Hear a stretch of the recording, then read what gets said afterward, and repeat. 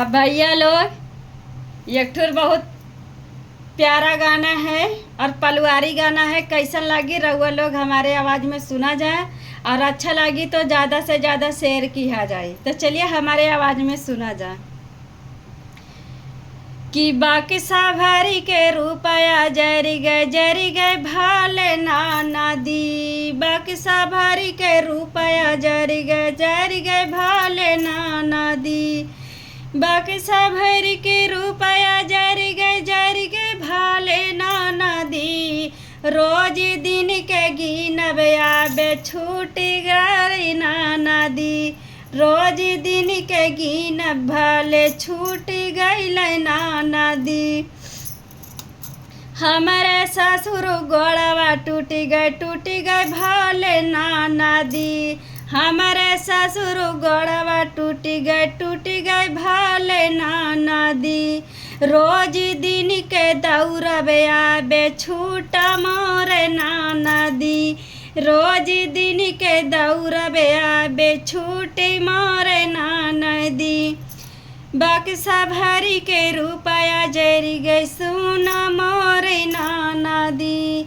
बक्सा भरी के रुपया जरी गई सुना मोरा नाना दी। हमारे जेठवा मोछिया जरी गई सुना मोरा नाना दी। हमारे जेठवा मोछिया जरी गए भाले नाना दी। रोज दिन ठबे आबे छूटा मोरा नाना दी। रोज दिन ठबे आबे छूटा मोरा नाना दी। बक्सा भरी के रुपया जरी गई सुना मोरा नाना दी। बक्सा भरी के रुपया जरी गई सुना मोरा नाना दी। रोज दिन के गिनबे आबे छूटी गईल नाना दी।